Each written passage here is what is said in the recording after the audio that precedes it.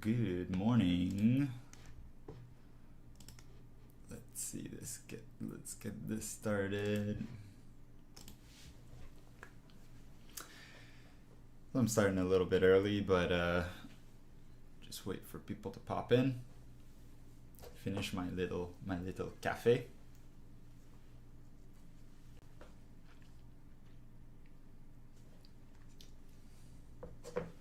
So good morning, everyone. It's a beautiful Sunday morning here in Montreal, and it's sad to say, but I'd much rather be outside right now. It just looks so nice. But we're gonna cover lots of fun stuff today, so it's not too bad. Enjoying the Java. Hot cup of Java, coffee, tastes great. I mean, I understand coffee's not for everyone, but it's for me.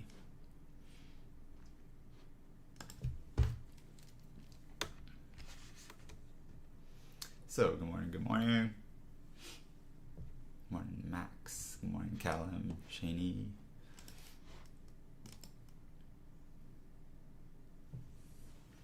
Dimitro, hello.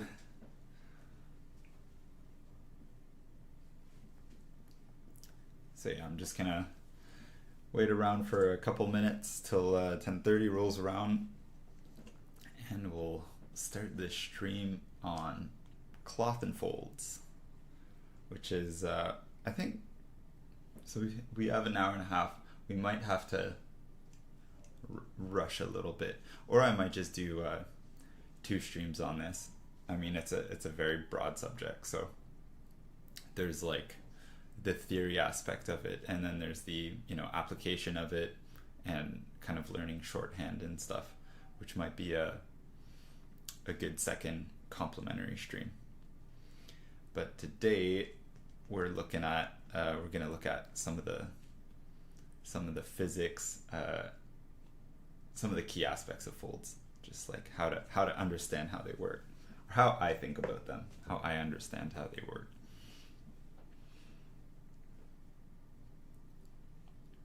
So hello.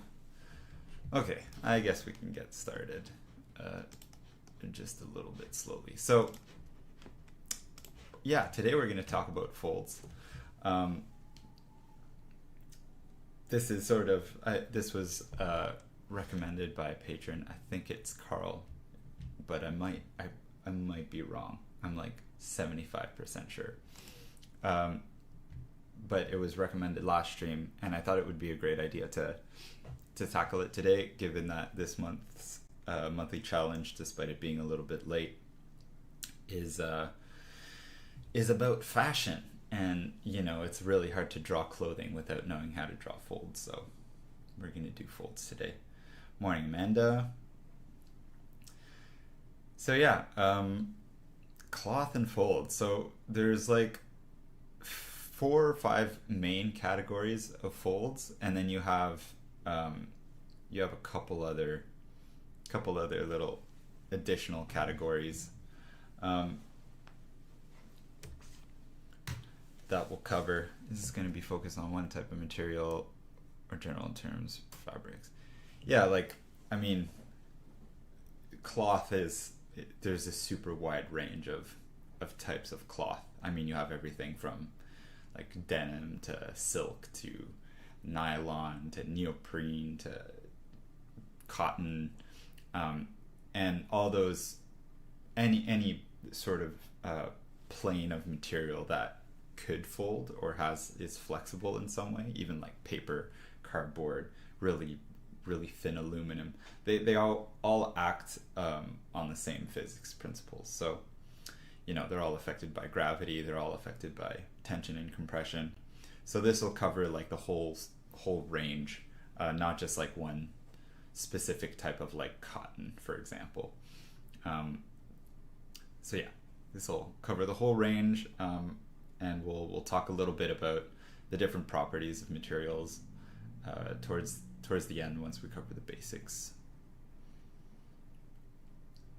Okay, so cloth and fold. So we have basically, the way I understand cloth is, so I used to do a lot of origami, and when you do some origami, the main principles of origami are you have a mountain fold and you have a valley fold. So it's basically one is concave and one is convex. So I'm going to do a lot of little diagrams for this today, but it'll help to explain as we add levels of complexity. It'll help explain certain principles. So we have one and we have the other. So if you think of this facing down and this facing down, so one is being pushed in and one is being pushed out. So this would be a valley fold, and this would be a mountain fold, because you have a peak here and you have a little valley here. So both the valley and the mountain fold are caused by compression. You're compressing the material down, and this can be caused by gravity, but it can also be caused just by, you know, bunching up in a corner or something. 2 S's.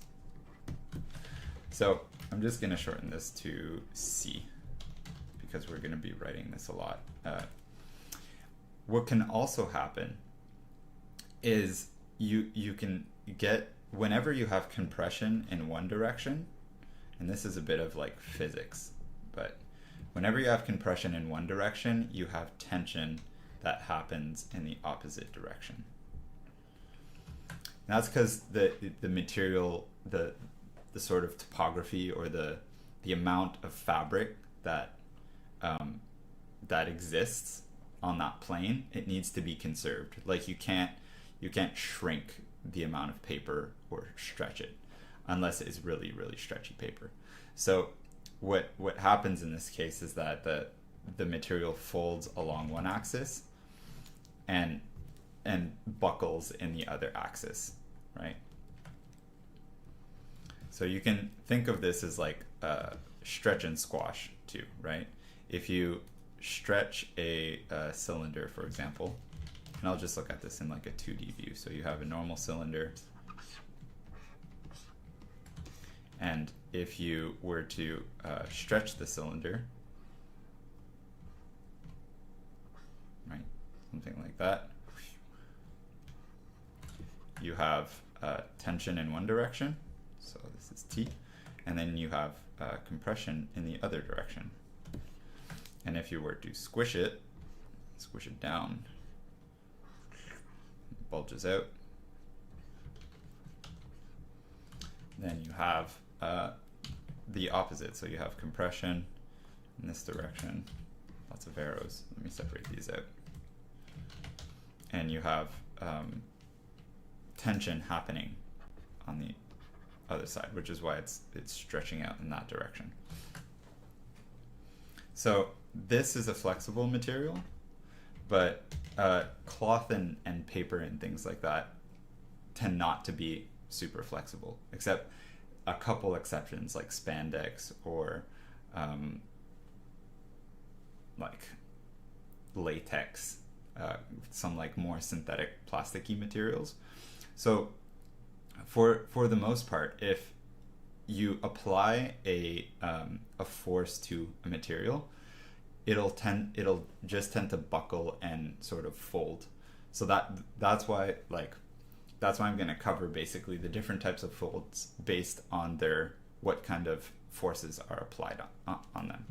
So let's just keep this diagram up here with a whole bunch of arrows. It might be confusing, but I'll try to clear this up over the course of this. Okay, so let's look at these from a 2D, like as the simplest fold you can think of.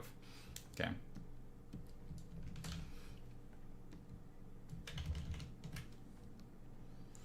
So I'm going to look at a line here.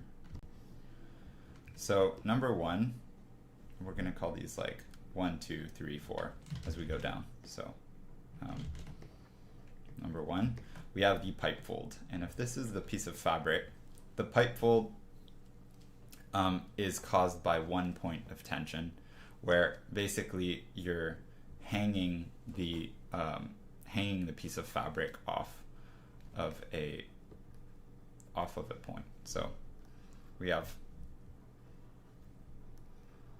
the fabric kind of falling down like this, and this is going to apply tension along one axis like this, and it's going to apply compression in the opposite axis like this.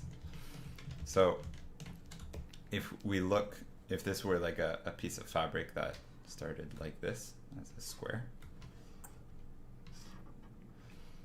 right? When it goes over, it's going to bunch up and create all these little pipe folds. And they're called pipe folds because they create these sort of round pipe shapes from the bottom. So if this were like laying down on the ground, basically it would bulge up into a pipe like this due to the compression force.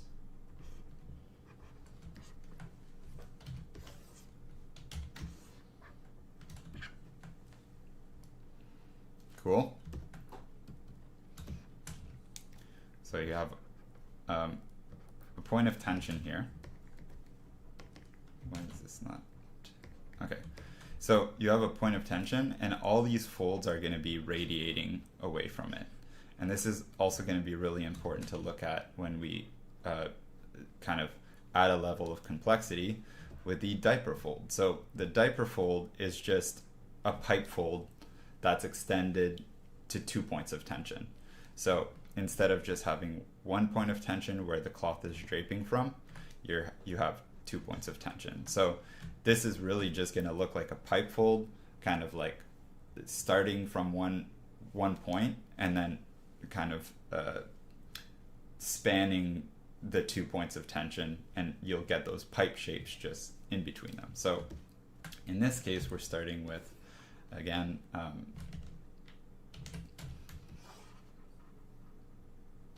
going to start here, and so this is we're going to start with this point of tension here, and we're going to start with 2 here, kind of running a simulation, right? So now we have 2 points of tension, and when that cloth goes to drape, right,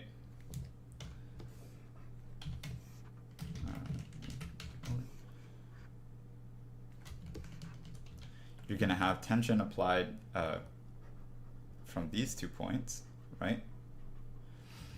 And because the tension needs to span in between them, right, then we're going to have compression in this sort of axis. And that compression is being caused by gravity. So what happens now is you get these sorts of rings that are spanning in the 2 directions. So it's almost like this one is kind of bending up towards, the second point, right? So it's kind of curving. You're getting pipe folds that are curving up towards the second point of tension here. And these will have sort of this profile. So I can erase this sort of middle line. And then again, from this point, we might have some pipe folds forming on the end, right? So they're spanning away, and the pipe folds are just connecting in the middle towards the other point of tension.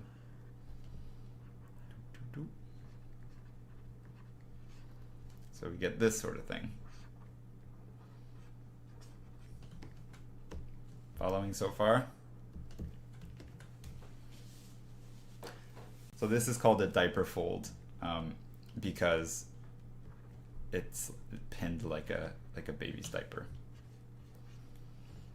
And I'm just going to lightly shade this just to show some of the volume, because the volume is important.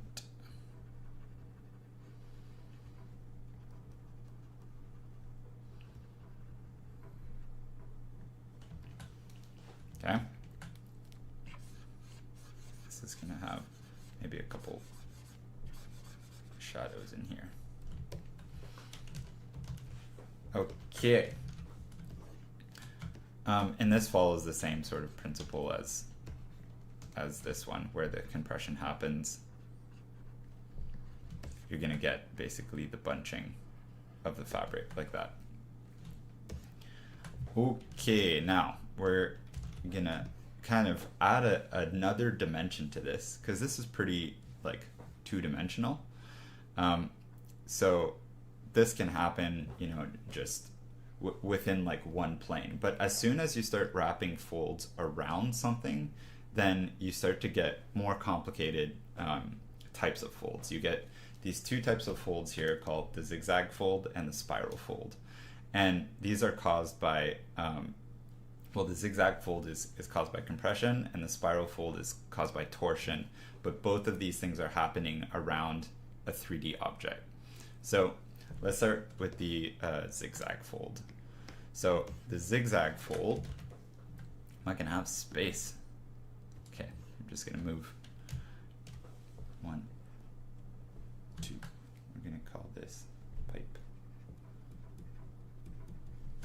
And diaper.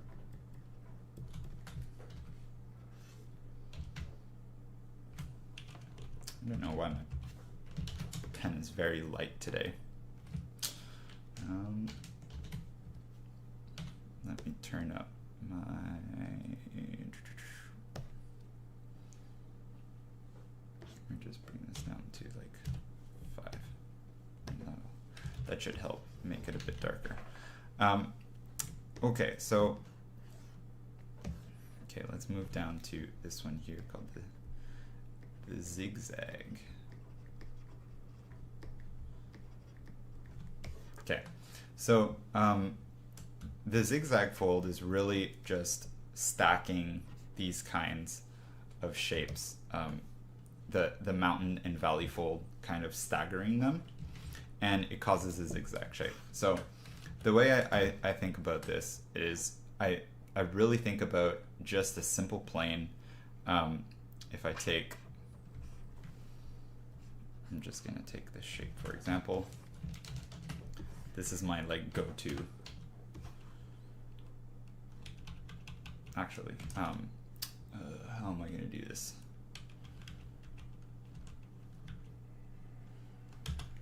No, I'm just gonna keep it. Okay, I'm just gonna simplify it as like a diamond. So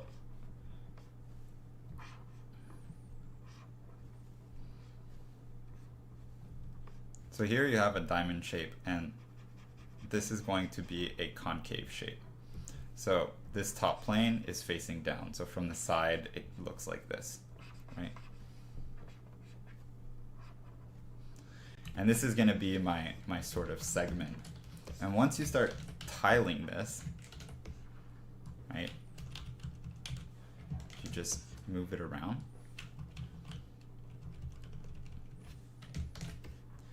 You start to get this zigzag pattern, right? It's the pattern that's happening in between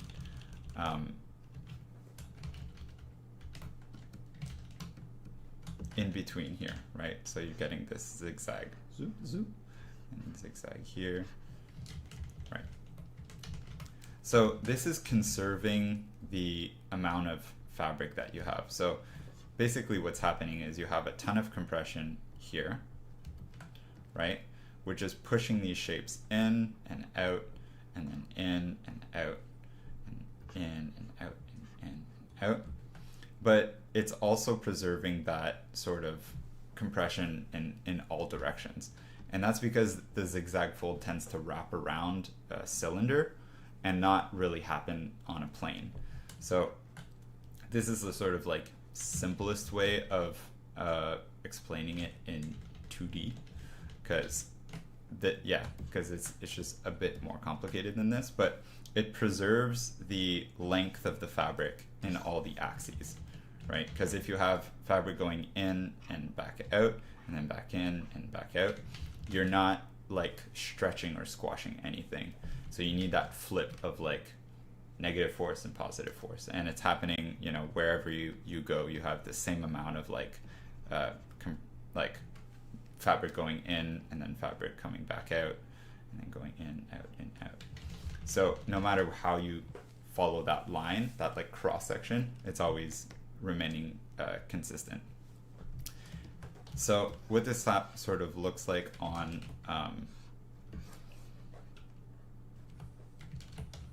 just mark this as like, this is the zigzag pattern.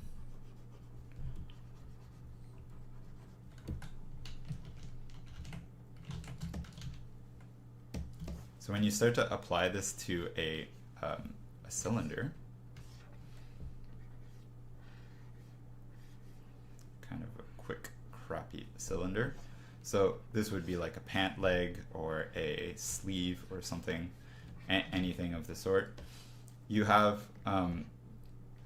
basically the fabric starts as a perfect cylinder, but because you have compression, then the fabric is going to start to create these zigzag patterns, right? And you can almost create like a checkerboard to help you. So I'm just going to create this sort of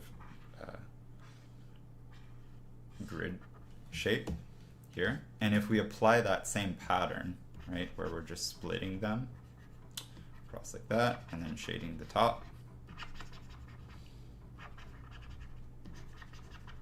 we start to get those like zigzag folds. So this is a super regular version of that, and depending on how thick your fabric is, you'll get bigger or smaller triangles. And then the peaks tend to be pretty like light. So you have a little bit of fabric rolling over in between each, right? And when we start to change like the thickness of them, so let's say these top ones are like wider and the bottom ones are much more compressed, right? We start to get the effect of like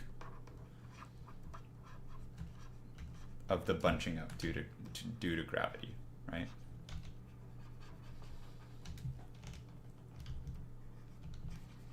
I'm just gonna lighten some of these. Okay, I'm also gonna switch brushes because this is driving me nuts. And you get the zigzag pattern coming through here, right? So let's do that on a different scale and in a bit more realistic way.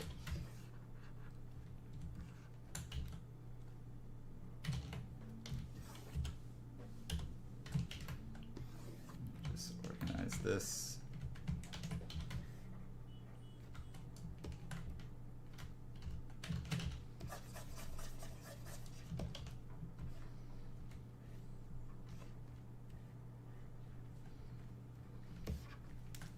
Okay, so I'm going to trace a bit of a more natural grid. So let's say they're thinner down here, and then maybe a little bit thicker up here, and there's a little bit of staggering.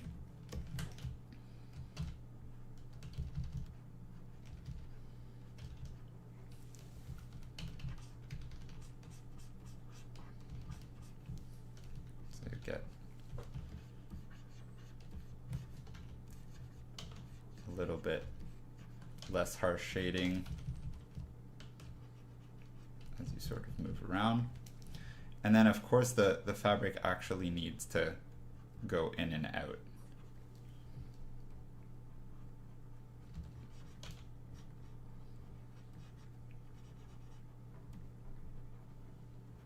But you can see it's retaining that that quality of being a zigzag fold. and maybe you get like a really tight one down here.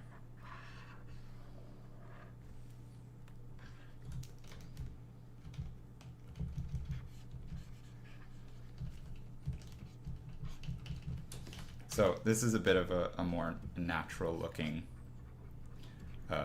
zigzag fold, but you can see it has the same principle. So you have the zigzag coming through here, and those sort of diamond shapes are being cut in half,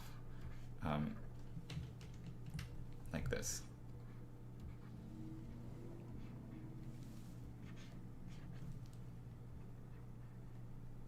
And a very, very squished diamond at the bottom because it's being compressed.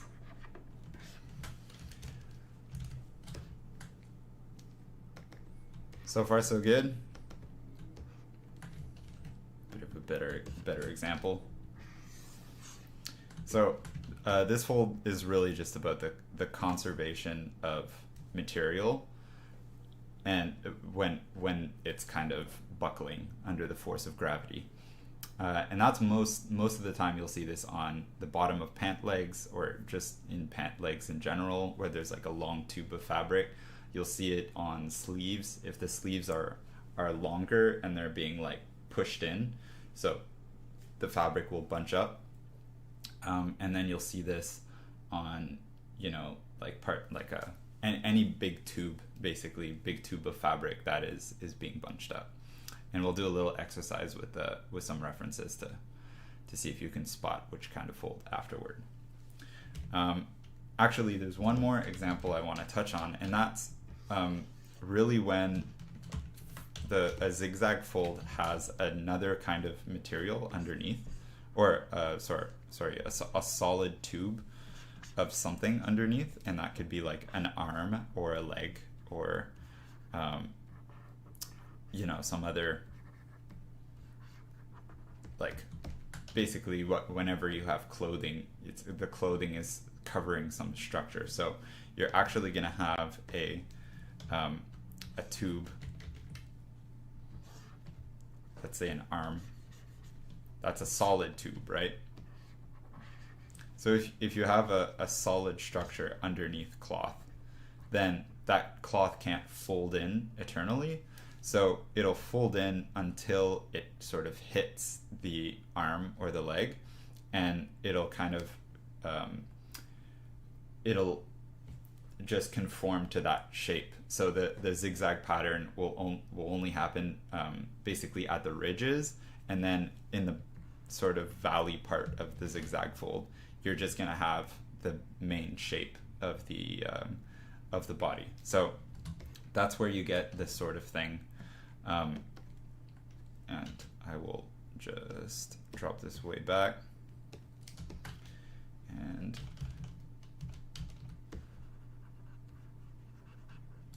erase this out. So now it's conforming to the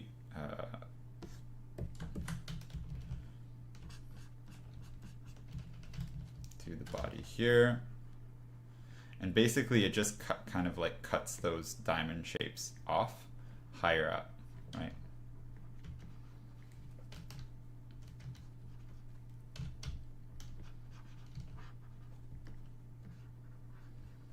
Because it needs to kind of wrap around the fold. So in this case, it's kind of a subtle change, but this section here is bulging a little bit more out just because of the arm that's underneath.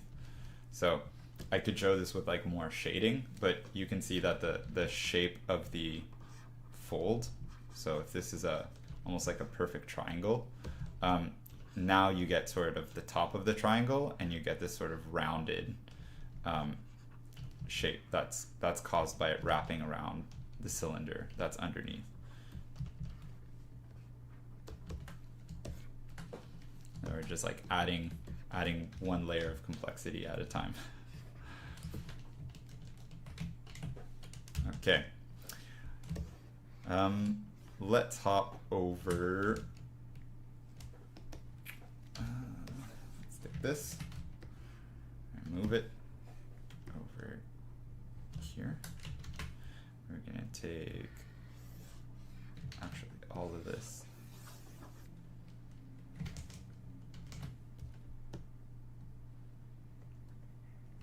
We're going to shrink it down.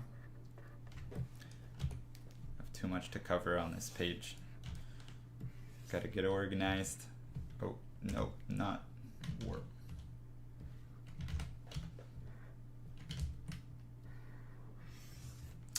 So bear with me. This will only take a moment. So these are kind of in the same category, and we have a zigzag here.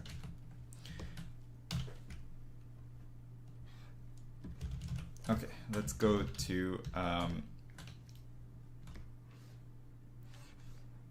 yeah, the spiral fold. So the spiral fold is caused by torsion, and really it's a zigzag fold, but being like stretched, being twisted around around an object, like around a cylinder.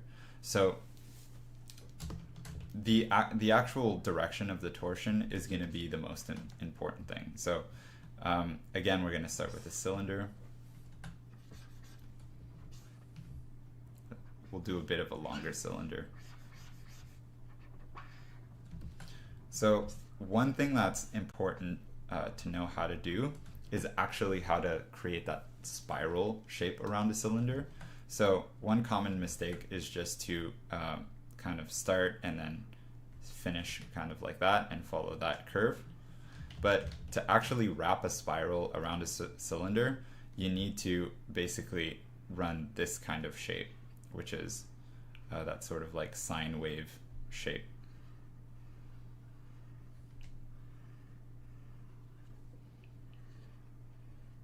Right, so here we have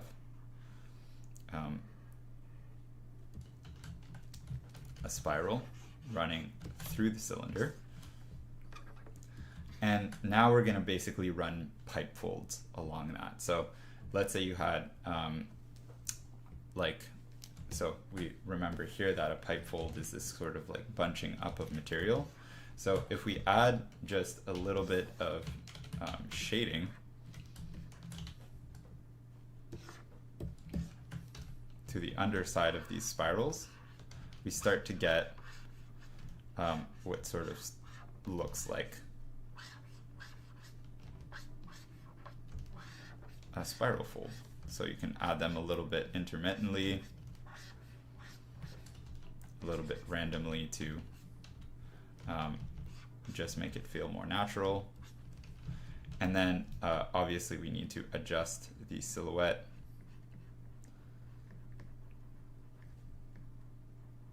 to account for that shading, because the shading is part of the form. So we don't really need any on this side.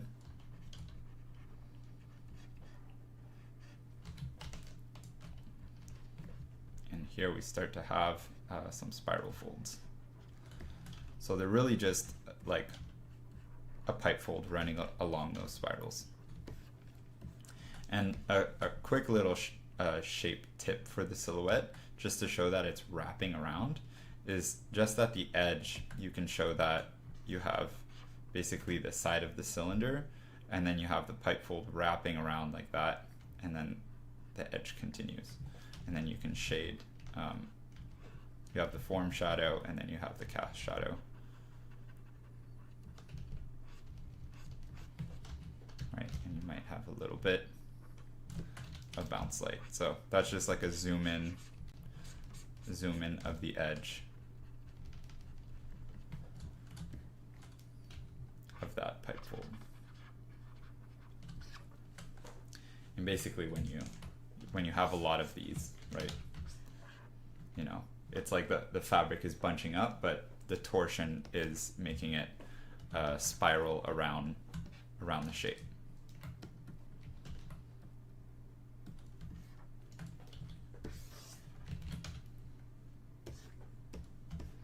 So some extra little notes. Just gonna write that torsion is happening along this direction.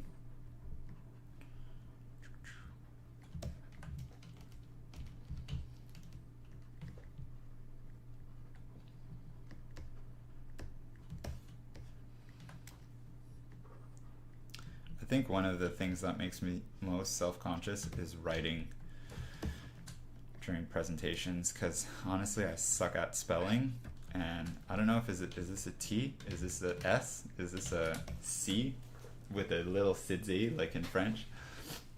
I'm like half kidding, but it's spelling's hard, okay? Spelling and basic math. I have sacrificed those two basic functions just to draw better. Okay, so yeah, okay. Any questions so far on these folds? Because then it's gonna get a bit complicated and more abstract, because we're gonna talk about, okay, well, half-lock folds aren't too bad, but inert folds are crazy, and it's where we start to combine everything together.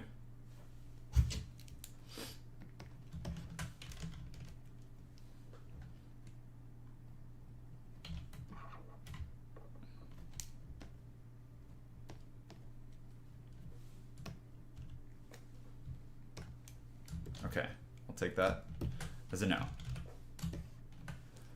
Draw out a grade mesh for the fabric pattern, or just figil.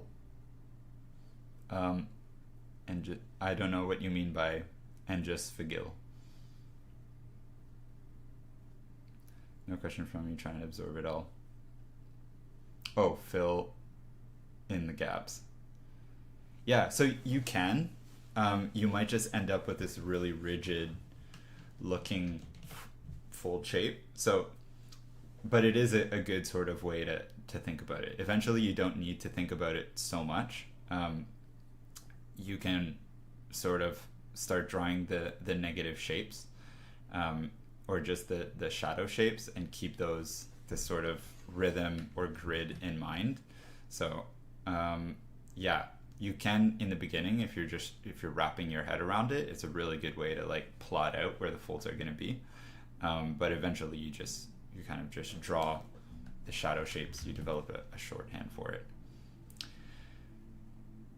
Okay, so let's talk about half-lock folds. So the easiest way I can think about, okay, let's write out half-lock.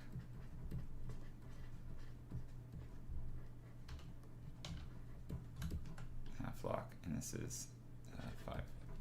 So a half-lock fold is called a half-lock fold because half of the material is under tension and half the material is under compression, so that compression side is creating a lock, or is locking up or buckling, where the tension side obviously isn't. So in 2 dimensions, right, if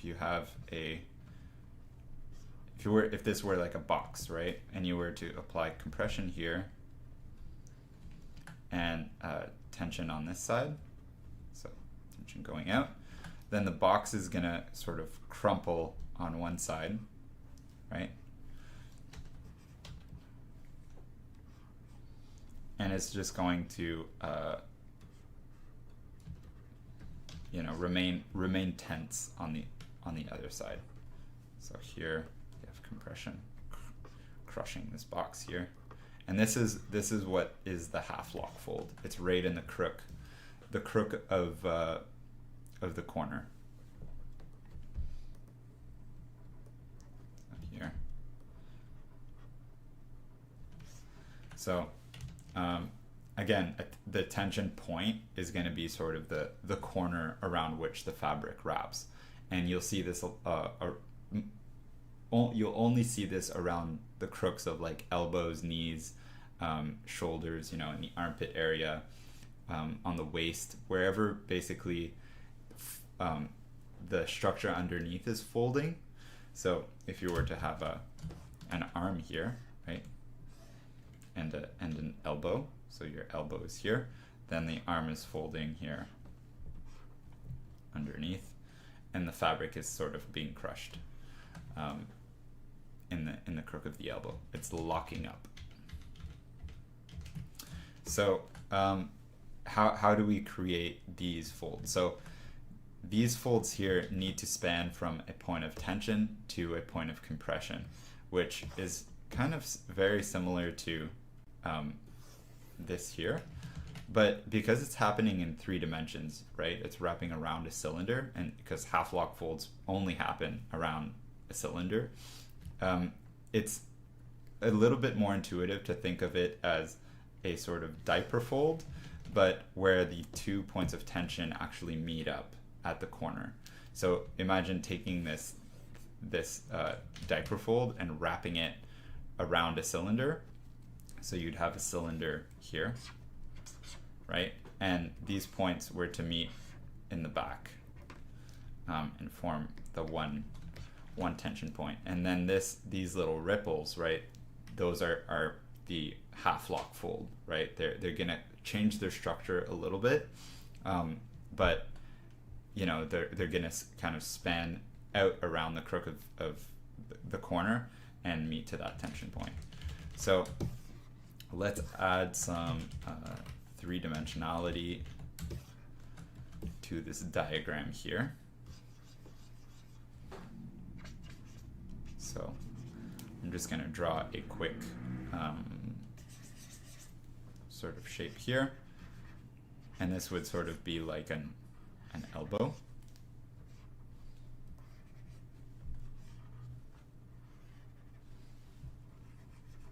Right, so you'll have the pit here, and you'll have this kind of facing up and this facing down.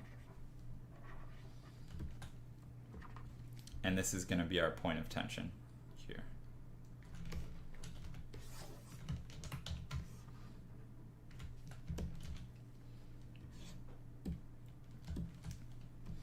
So, the first thing I'm going to draw is a bit of a, okay, wait, let me go back one step and show you how I'm going to plot this. So it's going to be a bit like plotting a zigzag fold, except you can start from the point of tension and think of there's these like radiating like cylinders, right? So very similar to the pipe fold or the diaper fold, right? You're going to have these lines radiating out from the tension fold, and in here you're going to have basically a bunch of like compressed zigzag folds. So you can come in from the other direction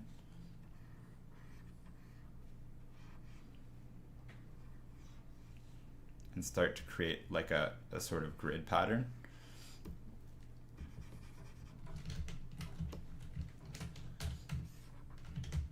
This is where plotting stuff out becomes sort of overly complicated. But basically you're going to have some zigzag folds in here, and they're going to get more and more compressed until basically you get a half-lock fold here.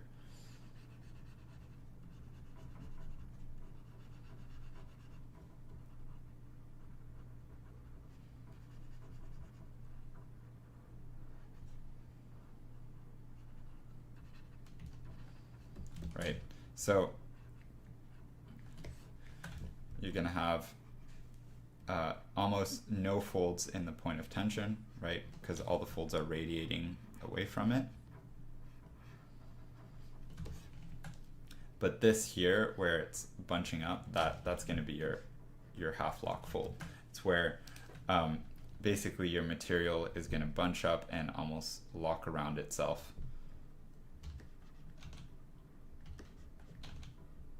to continue, because it needs to preserve the same length, right? So if like this here has a length of x, then this to this also needs to have a length of x, and it's just wrapping around itself to bunch up.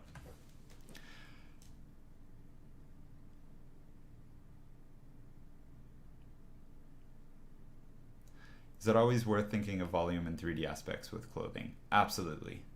It's the most important skill in drawing is to be able to think about the volumes of things in 3D. It's it's really how you convey form and realism. Even if you do stylized stuff, it's good to know what stuff looks like in 3D.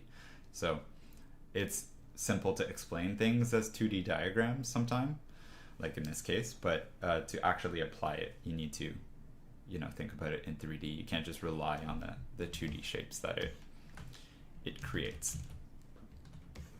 So, okay.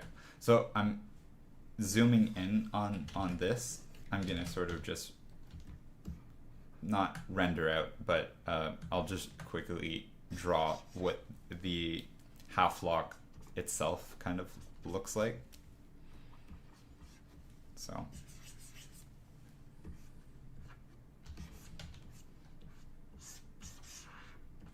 okay, so you have the elbow here, you have the crook in here, and I'm gonna sort of plot out this shape. So this is wrapping around the back of the elbow, so that doesn't really need to change. But then this here is going to be going in and then up and bunching up over itself and then continuing down. That's going to be sort of the profile of the fold. And if we sort of lead those lines back out, you get this this 3D shape here.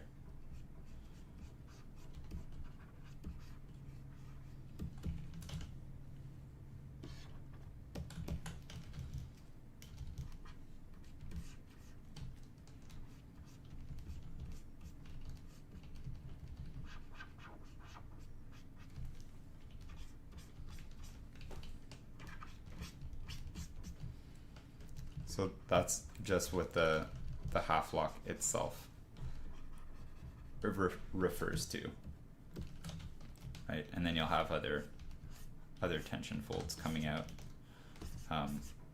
from that elbow, or whatever point of tension that you have, right? But just to show it in context. So if you have a really thick material, then you might just get one big half lock like that. And if you have thinner materials, then you might have a couple, or a lot of little compression and zigzag folds and stuff going into that fold. So this is starting to look a lot like what you'd see on like a knee joint or an elbow joint. I think it's a little bit exaggerated here, so let me just make that a little less of a crazy bump.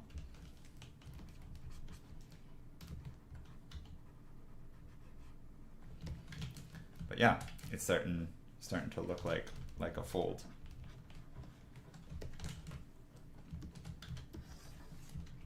Or like actual cloth. Shuffle these around a bit.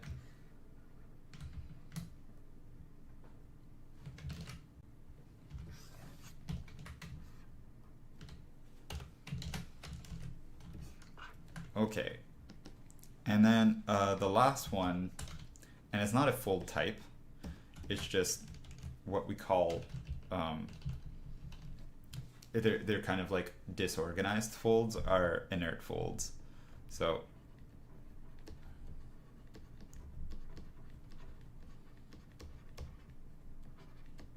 this is sort of the last category, but I'm kind of going to put it in a box because it's not super useful to like, there's no specific function around inert folds or specific forces. They're mostly caused by gravity, but it's basically the combination of all the other folds. So you can think of inert folds as the folds you see in a pile of laundry. So when you drop a piece of fabric on the ground, and you have some gravity, hopefully wherever you're dropping it, you have some gravity, but you never know. And it creates sort of a lump of whatever. you're gonna have basically within this lump of fabric, you're gonna have all sorts of mixing and matching of torsion folds and zigzag folds and half lock folds and all those things. So so it's much harder to invent this sort of pile of fabric because you really need to simulate a lot of stuff in your head. But there are some little, like, if you learn to draw these basic folds, then mixing them up can be pretty can be like a fun design challenge and just good practice to see if you can design like basically a random pile of fabric. So often when I draw these kinds of folds, I'll just start with a lot of like abstract sort of shapes and kind of like keeping, zigzags and different shape sizes and stuff in mind, and then I'll kind of refine what every sort of shape is supposed to be. So let's say you have like a big shape here, and then maybe you have a couple like zigzag folds in here, maybe you have a half lock fold in there, kind of wrapping around as like a tube, and then maybe you have another one here, and then it kind of wraps underneath, and then maybe you have a piece of fabric over there, and maybe you have some pipe folds coming off of this, and maybe here you have just a very big sort of pipe fold coming off here, or like almost like a diaper fold.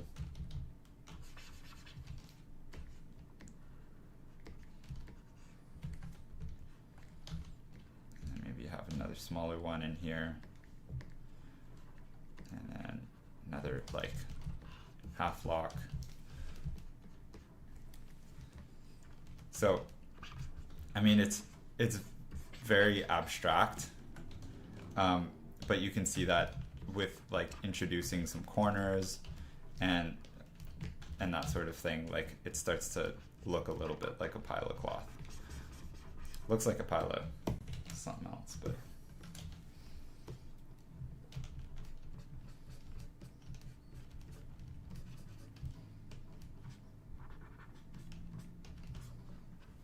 so those are inert folds.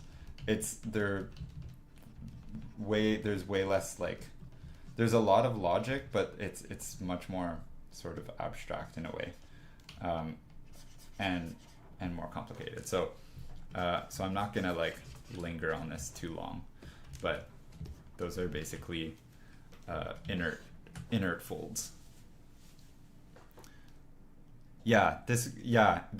When a really long dress piles up on the floor, you would get something like this. Generally, it leads in to, because a dress is attached to the body, it might look like this at the bottom, and then you might have like some pipe folds. So you might have some pipe folds from the bottom of the dress, and then as it sort of hits the ground, then you'll get like a lot of sort of inert folds, maybe something, whatever. You'll have a different like sizes of stuff, but yeah, it'll kind of like bunch up on the ground, almost like a curtain. But depending on like where your tension is coming from, sometimes you might just get a little like bump or something, almost like a half lock fold, and then it'll just span out flat. So depending on the situation, you might have more or less inert folds, or more or less structure to your fold. So just pay attention to your reference and the context of where you're creating folds. But these are rare. You'll rarely just draw a big pile of clothing or like a pile of laundry, most of the time your cloth is going to be the folds in your cloth are going to be influenced by some structure, points of tension and compression, and in those cases you'll just be working with these 5 other ones, which are much more easy to kind of plot and plan. So let's do a little Pinterest exercise.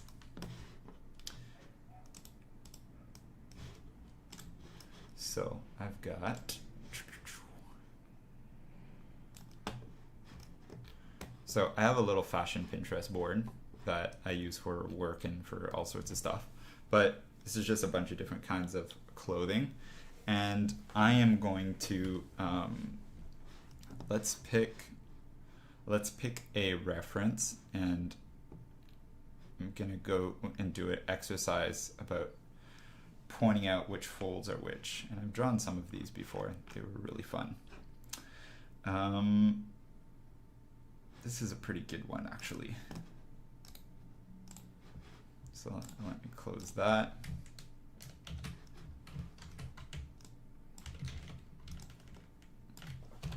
My guy with his nice overalls. What a friendly looking guy. Okay. I wish this could be like a very like yell out your answer sort of thing, but I think with the delay, there's like a 5-second delay.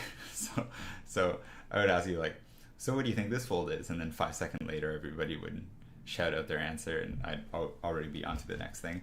So just for time's sake, I'm gonna run through these. So the first thing to look at if you're doing a fold study is to find the points of tension. Those are generally what are going to be dictating the most what kinds of folds are happening and where they originate from. So some really obvious points of tension here are the let me draw this on the right layer, are this, so this here, this here. So you can see that there are folds radiating away from these points. What are some other points of tension? You have the points of the elbow that you can see folds are radiating away from. Again here, you can see the lines of the folds. You seem to have a point of tension in here where it's tensing up sort of around. Then you have one here. You're gonna have like smaller ones like in the corners of things. So here, and here, here.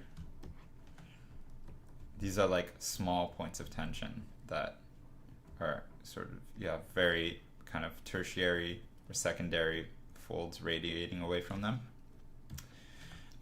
And then you seem to have one in here somewhere, because you have a lot of folds kind of spanning out. So this is probably, you know, when you roll the cuff of your pants, sometimes you'll fold your pant over and roll it. So where that fold happens, which is happening under here, you'll get a sort of point of tension coming out from that. And then you'll have, you know, point of tension. Sometimes tension points are also more like lines. So it might be more of a point here, but I think like the cuffs of pants can also be like almost like a tension line. But I'm just gonna indicate it like this. So you have some points there. And then let's give one here, because it looks like you have some folds radiating out from there. Where else? You have pretty much a tension line from the collar, where you have all these folds radiating sort of generally out from this point. So I'll just keep that in as like a line, something to think about. And then you have lots of folds kind of wrapping around here. So it seems like there's a point of tension around here on this side and around here, because you have folds radiating through here. So that's a lot of different points of tension. A lot to consolidate with. Okay, so next, let's look at where compression is happening. So if you see lines going in one direction, like this, right? Compression is going to be happening in the perpendicular direction. So compression is going to be happening like this, which is why, you know, if you bunch up the material, it's going to do that, right?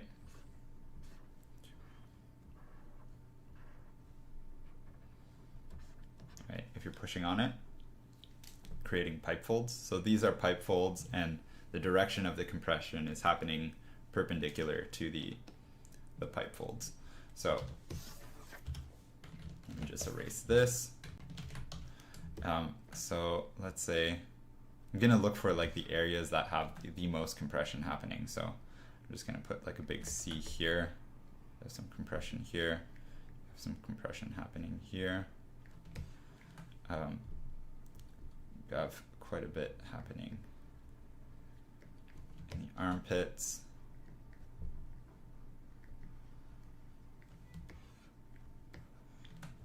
Again here, but like it's more spanning across the tension here is more significant than the compression. You have a good bit of compression happening here. And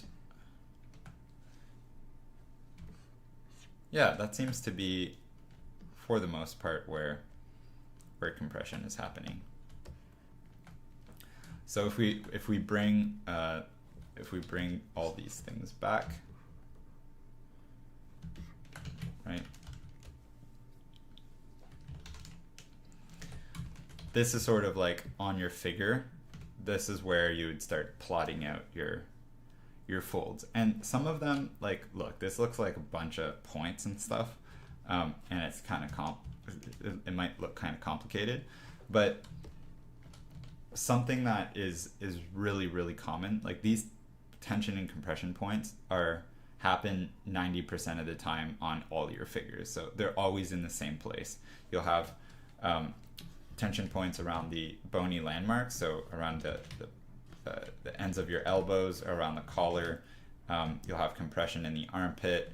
You'll have compression in the bottom of the legs, or when a leg is extended, the fabric will bunch up on the bottom of pants. You'll always have or tension points that are spanning from the top of the pants. So in this case, the pants are going all the way up to like mid-chest, but if you had a belt here, you'd have tension coming out from the belt line.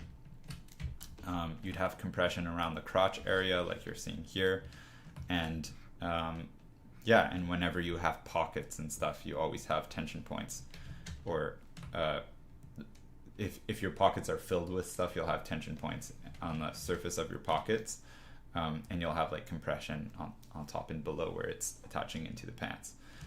So like these, I'm plotting them out and I'm pointing them out, and it's a really good exercise. But when you go to design folds, they're always going to be kind of like, they're always going to originate from the same spot, like 95% of the time.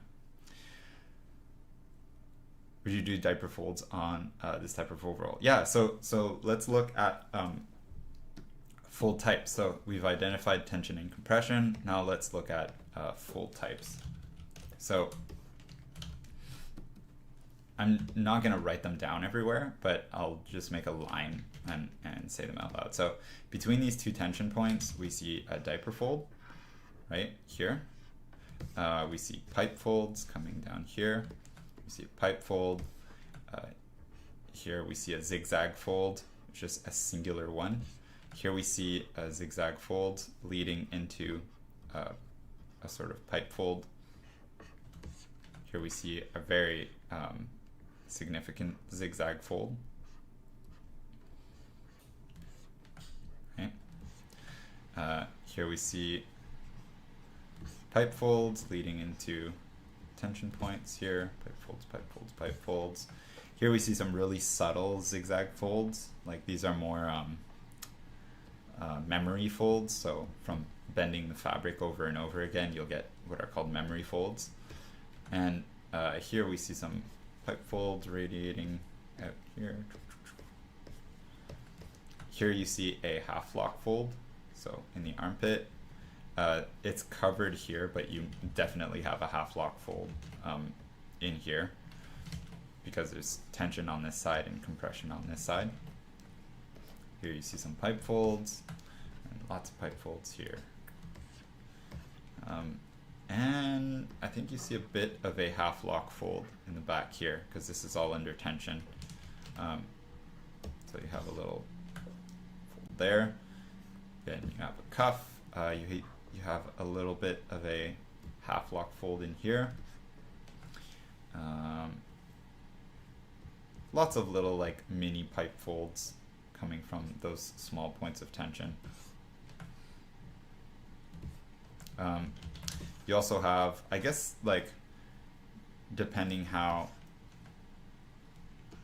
like these pipe folds are a bit of a spiral fold. Like there is a little bit of torsion happening in the torso. It's not really significant, but you know, there's a bit of an angle to these pipe folds. Here you have more of a spiral fold. So you have pipe folds that are sort of wrapping around the arm.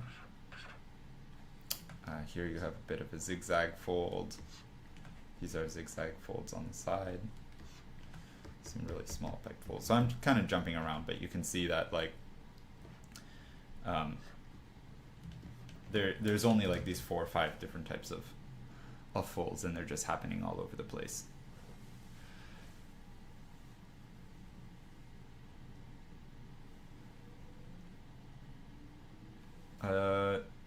The 2 straps.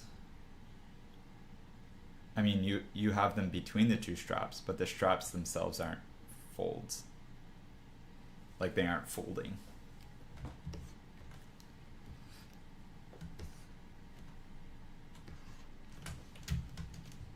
Okay. So let's do a little draw of this. And I'm just going to look at the pants.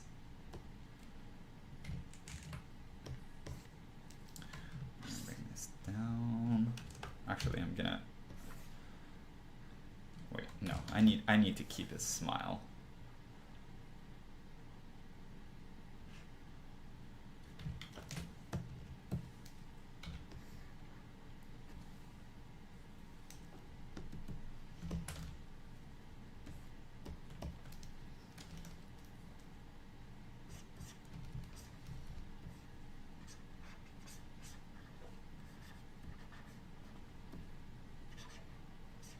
So for this exercise, I'm going to do a quick sketch of the sort of general shape.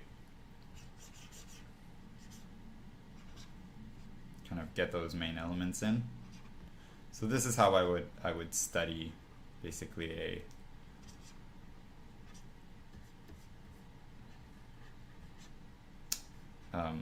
piece of clothing. So I would just start by plotting out, you know, the different elements, the general like shape, silhouette. So I'm just going to draw the pants here. So here, keeping these 2 points of tension in mind because I think they're the most important, sort of leading down into the crotch area.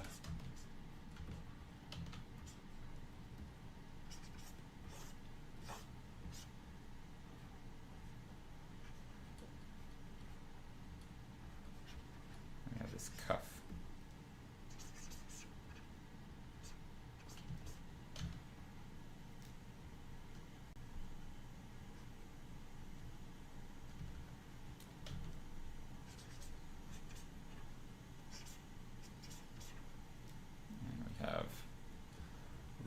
pockets and stuff.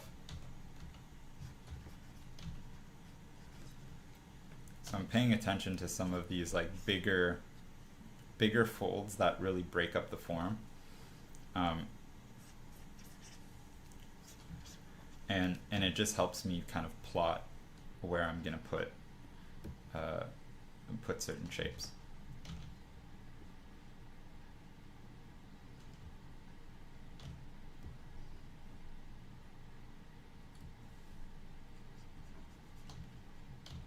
And now that I have like the big shape sort of indicated, I can come back in and add some of these like smaller,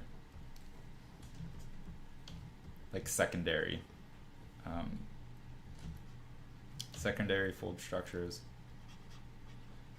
We have this crotch piece. It's like the biggest zipper flap ever. And he's got his phone in his pocket.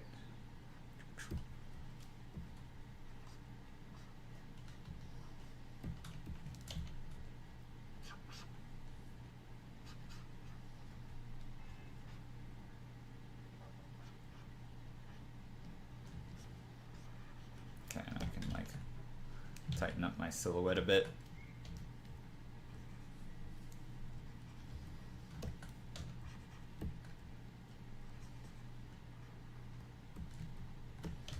Okay, so I'm gonna start plotting out, sketching out where the folds are, like the directionality of the folds, and I'll try to kind of name stuff as I'm doing it. So we have a pretty long pipe fold running all the way down, and it's casting a shadow on the left-hand side. And that shadow kind of tightens up towards the knee. You get another piece of fabric that's kind of buckling up against it, and you have another pipe fold here that's kind of defining that the edge of that big shadow shape in here. So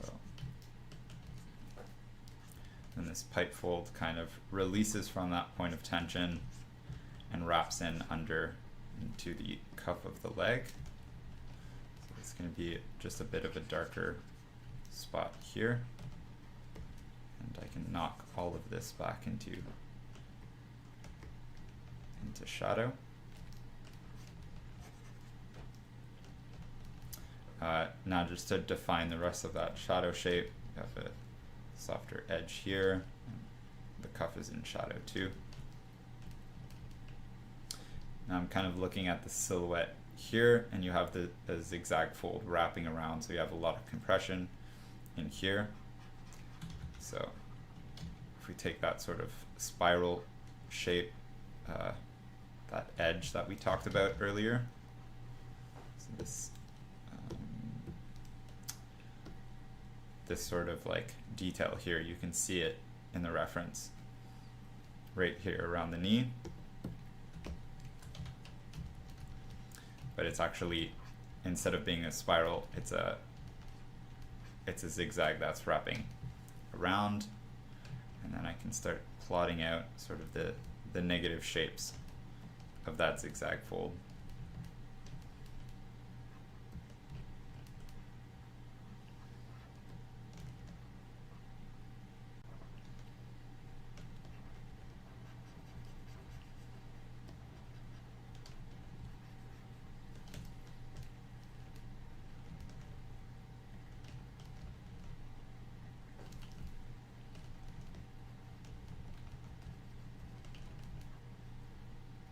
So that this one here is the darkest. It has the most overlap.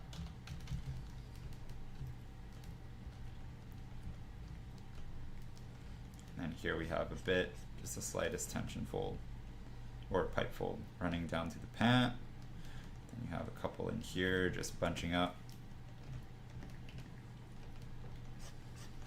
Again, most of the shading is going to be on the left side because the light source is from the right.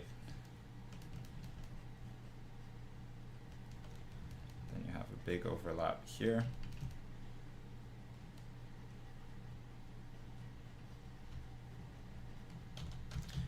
And then the cuff of the pants is like a cylinder, so it's going to be mostly shaded on one side, and then you'll have a couple little breaks.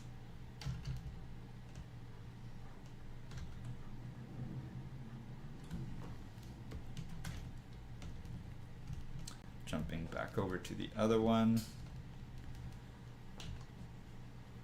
cleaning up some edges. And then this too is quite round. So you have the core shadow. You're going to have quite a bit of tension here, so I'm not going to put any folds.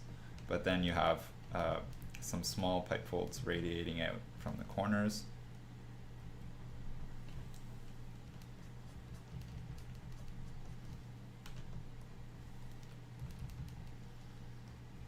And then you have bigger pipe folds and a big zigzag fold in here.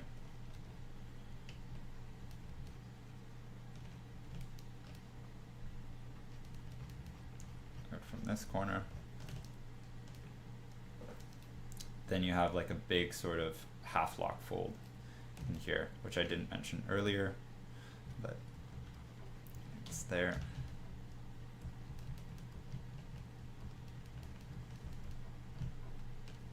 Pocket.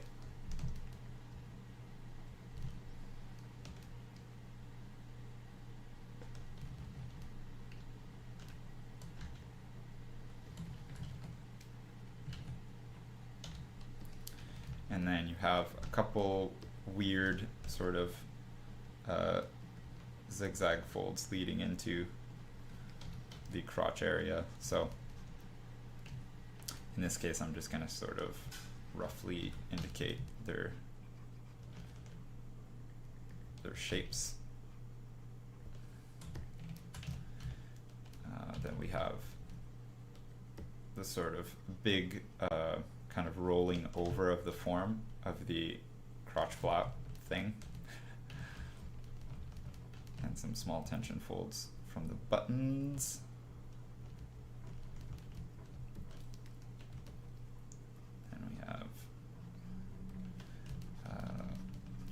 Quick shading on this pocket here. You have kind of a zigzag fold towards the bottom, this shape in here. Whenever you see a kind of triangle shape on a figure, it's probably like a zigzag. Folds tend to be pretty triangular because they're always leading in and out of points of tension.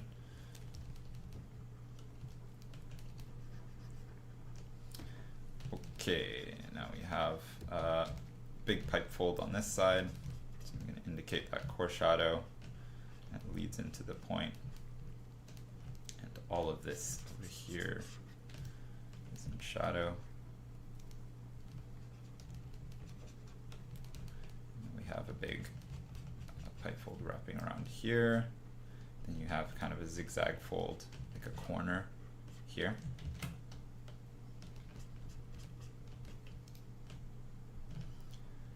Up into the button, so you're probably going to have little tension folds coming out from there.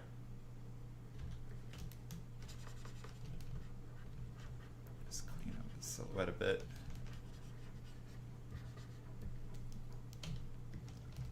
And then up here, leading out from the buttons, you have this sort of diaper fold.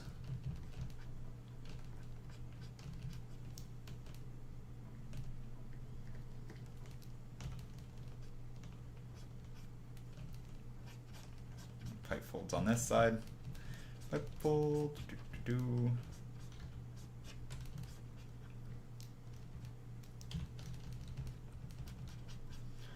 And the way I'm shading these are really just like cylinders. So a cylinder will have like a let me draw a cylinder in here. So these are shaded from the left side. They have a core shadow and the form shadow like this, and they'll have like a cast shadow if they're, you know, leaning on. That's a horrible cast shadow.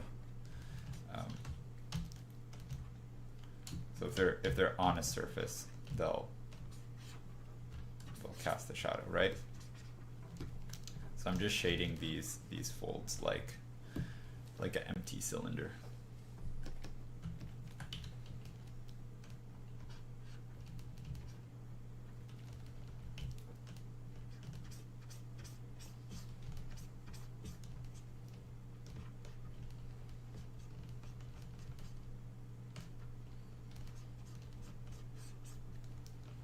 And then you'll have some folds wrapping around the form.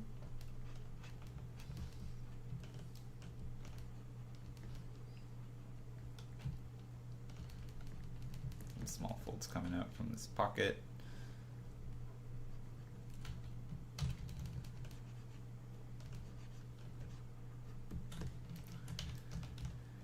And some small folds down here. So these are more on like the light side, so I'm not gonna try not to overly define them.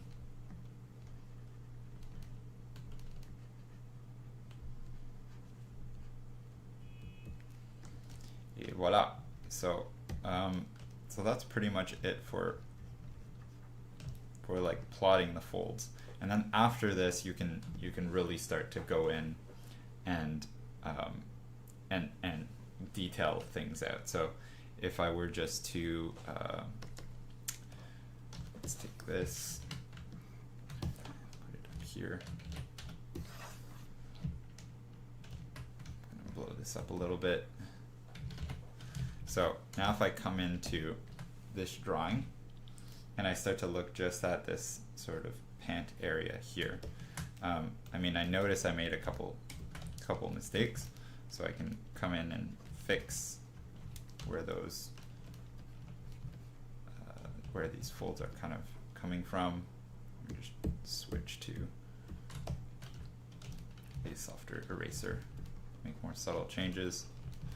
And I can really sculpt like these secondary and tertiary details. So, you know, sharpening things up where it's a cast shadow.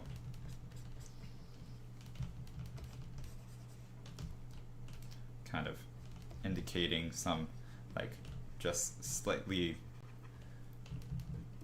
grazing the canvas with my brush so that I can get all these little memory folds in and kind of give the impression of some sort of texture. I can do the same on the shadow side with the eraser, like adding, and it adds a lot of detail pretty quickly. So you need to be kind of careful with how hard you're pressing on stuff. And then here, I can darken down this side a bit, give more form.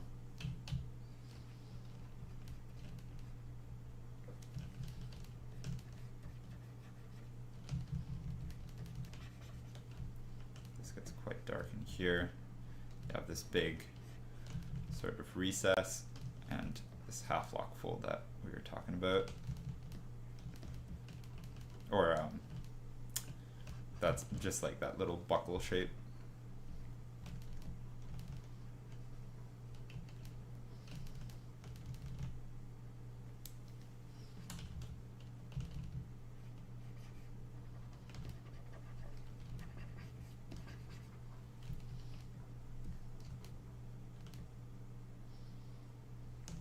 Bringing out some of those little details, those finer details.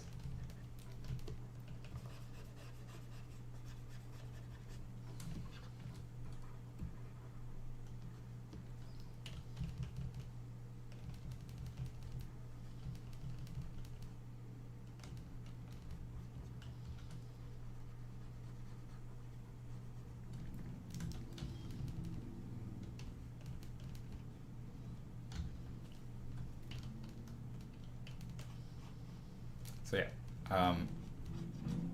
I'll leave it at this, because from here on out it's a lot of just refining secondary, tertiary details.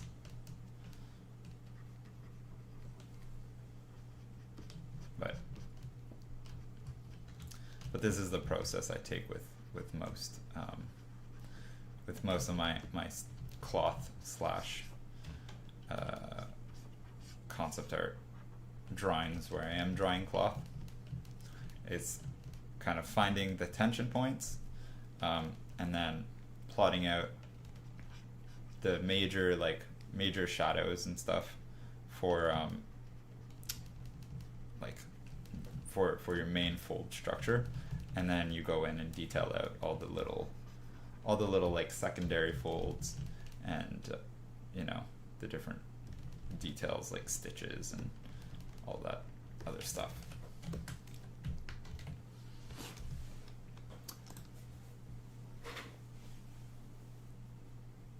Whoa, I did that a bit faster than anticipated.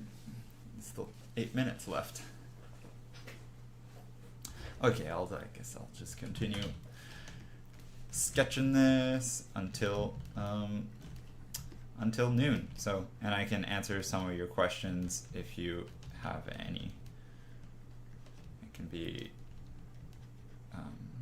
Oh, actually, I'll answer some of your questions if you have any, but I'll also just talk about in the meantime about some things that I'm planning. So I am thinking about making a couple changes to the Patreon structure, and yeah, we'll see in the next like couple weeks where that goes. Sorry, I don't understand your question, Shani. Any topic or just clothing? Maybe I'm lacking context, but to reorganize the Patreon structure, I really want to concentrate more on figure drawing and portraiture, since that seems to be the overwhelming majority of what the poll answered. So I asked you guys what you were interested in learning, and over like the majority, which means from the four, like it's like an overwhelming majority of people said they're interested in figure drawing and portraiture. And the fact is, figure drawing and portraiture is such a fun, like such a big foundation of character design that I think I'm gonna make this workshop tier more about that, and then build like with a separate tier, build on top of the figure drawing and portraiture tier with more character design specific things. So I want to keep these streams, these kind of character design workshop streams, I want to keep them going. It just might be a different sort of like a different tier structure. So and a bit of a different subject matter, because yeah, so I'm thinking about that.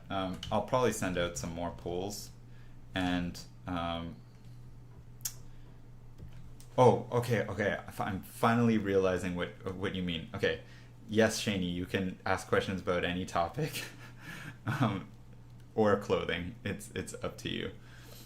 Yeah. Sorry, I just caught that. So sorry for misinterpreting.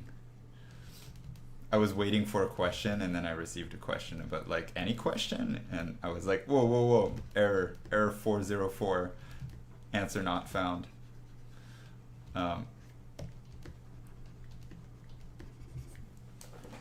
Okay, so that said, also it's something that I really love doing.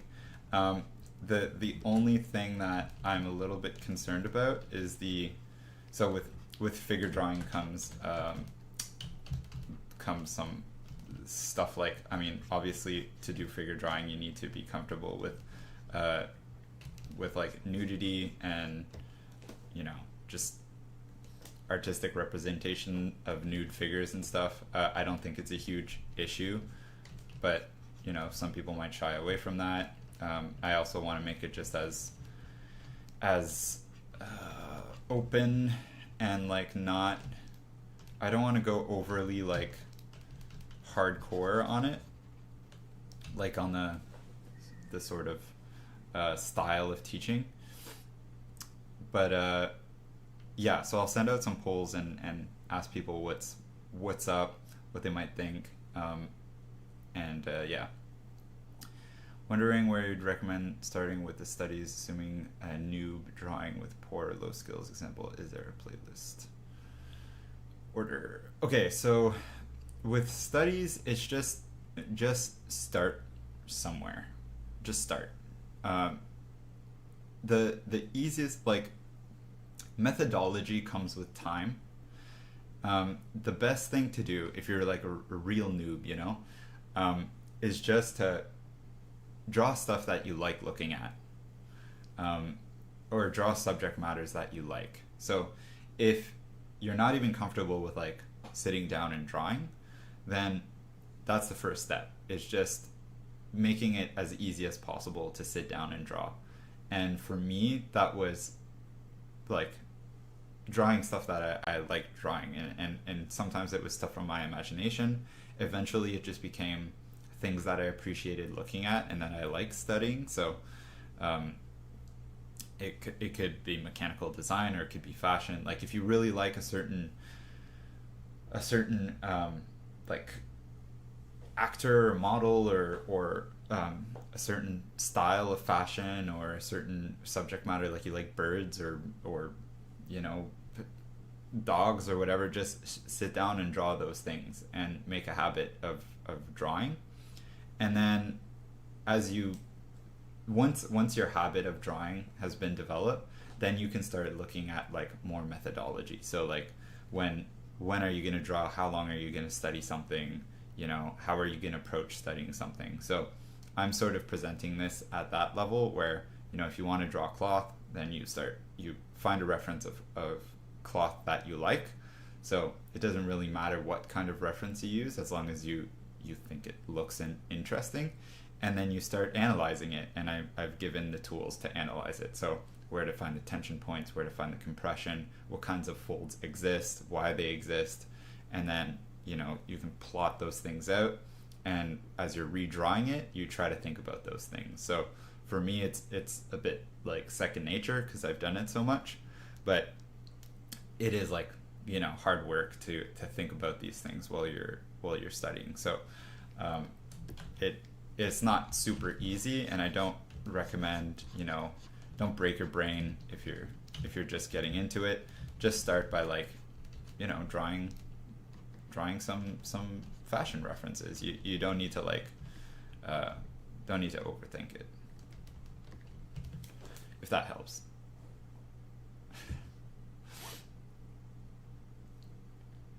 But I'd suggest putting together like a Pinterest board of stuff you like. It's an easy place to go for reference for studies. You know, it's just to get started, to like get going. You want to eliminate as many like factors holding you back. So.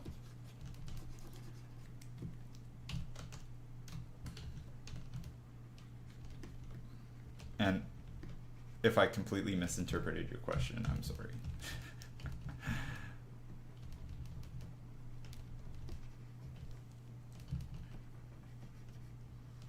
Man, I want a pair of overalls like this.